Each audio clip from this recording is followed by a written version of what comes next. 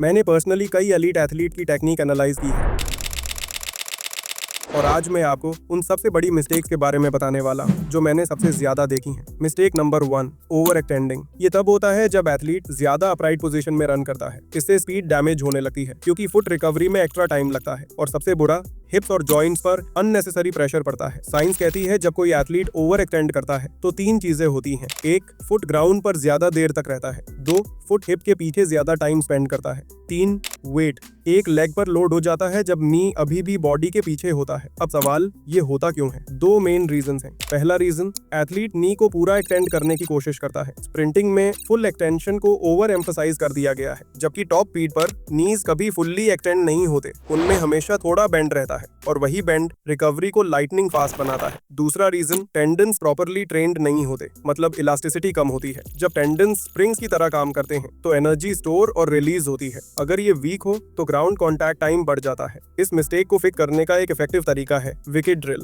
लेकिन याद रखिए, स्प्रिंटिंग में पुश एक फाइन लाइन है। ज्यादा पुश भी गलत, कम पुश भी गलत। अब आते हैं मिस्टेक नंबर 2 पर, टैपिंग ऑन द ग्राउंड। ये तब होता है जब एथलीट अपना फुट जल्दी से उठा लेता है। रिजल्ट, स्पीड मर जाती है क्योंकि ग्राउंड पर सही फोर्स नहीं लगता और फुट हवा में वेस्ट टाइम करता है। जब एथलीट कीज को अनावश्यक ऊपर ले जाने की कोशिश करता है। जब कोई टैपिंग करता है तो 2 चीजें होती हैं। 1, जैसे ही रियर फुट लिफ्ट होता है, फ्रंट फुट तुरंत कॉन्टैक्ट करता है, एयर टाइम कम। 2, आर्म्स फुल रेंज में मूव नहीं करते, स्ट्राइड छोटी पड़ जाती है। अब ये होता क्यों है? सिंपल, पावर की कमी। अगर आप चाहते हैं हर स्ट्राइड में पावरफुल पुश तो स्ट्रेंथ ट्रेनिंग मैंडेटरी है। साइंस कहती है, डॉक्टर पीटर वेयांट का कहना है, फास्ट रन करने के लिए हमें बस जमीन पर ज्यादा फोर्स डालना होता है। इसी वजह से यूसेन बोल्ट कम स्ट्राइड लेता है पर हर स्ट्राइड में जमीन तोड़ फोर्स डालता है और वही उसे रिकॉर्ड ब्रेकर बनाता है। तो अगली बार जब आप प्रिंट करें, अपनी पोस्चर और पुश दोनों पर फोकस रखिए। आपका गोल सिर्फ फास्ट रन करना नहीं है, एफिशिएंटली फास्ट रन करना है। अगर आप चाहते हैं मैं विकेट ड्रिल्स का डिटेल्ड ब्रेकडाउन बनाऊं,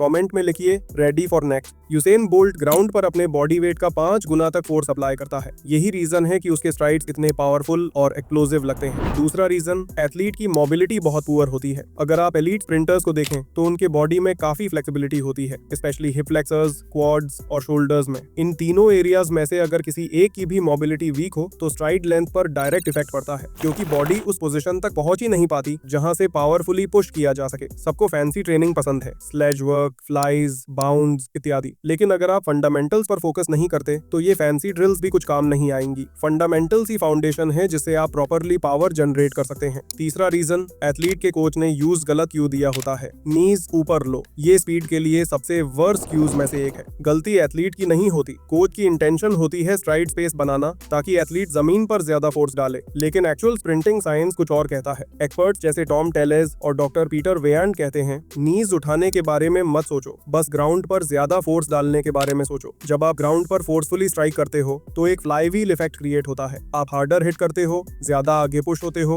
नीज नेचुरली ऊपर आती हैं और आप और हार्डर ग्राउंड हिट करते हो। ये एक सेल्फ सस्टेनिंग पावर साइकिल बन जाती है। लेकिन नीज ऊपर लो से ग्राउंड हिट करो तक माइंडसेट शिफ्ट करना सबसे टफ ट्रांजिशंस में से एक है। इसके लिए आपको लेग्स को एयर में कंट्रोल करना आना चाहिए जब बॉडी हाई स्पीड से आगे बढ़ रही हो और आपको कॉन्शियसली अपने फुट को प्रोएक्टिवली नीचे लाना हो। इसके लिए एक एडवांस्ड माइंड मसल कनेक्शन चाहिए जो ज्यादा एथलीट में डेवलप नहीं होता, लेकिन जब आप इसे सही तरह सीख लेते हो तो रिजल्ट अनबिलीवेबल होता है। Mistake number 3, popping up too fast. ये तब होता है जब एथलीट स्प्रिंट स्टार्ट करते ही तुरंत अपराइट हो जाता है। साइंस के अनुसार फास्टेस्ट स्प्रिंटर्स एक्सेलरेशन फेज में मैक्सिमम हॉरिजॉन्टल फोर्स अप्लाई करते हैं। अगर आप जल्दी से अपराइट हो जाते हैं तो आप अपनी एक्सेलरेशन को लिमिट कर लेते हैं। इंस्टेड आपको एक ग्रेजुअल ट्रांजिशन चाहिए जहां आप धीरे धीरे अपराइट पोजीशन में आते हैं। अब ये डिफिकल्ट क्यों होता है? पहला कारण, पावर की कमी। अगर आपके पास इनफ स्ट्रेंथ नहीं है तो आप उस फॉरवर्ड लीनिंग एक्सेलरेशन पोजीशन में ज्यादा देर तक सस्टेन नहीं कर पाते। कुछ एथलीट जब अपनी एक्सेलरेशन मेंटेन नहीं कर पाते तो वो हेड टक करने या वेस्ट से झुकने लगते हैं, लेकिन असल में मैटर करता है कि आपके फीट और लेग्स ग्राउंड से कांटेक्ट कैसे कर रहे हैं। दूसरा रीजन, उनके पास वो टेक्निक ही नहीं होती जिससे वो एक्सेलरेशन पोजीशन में टिक सकें।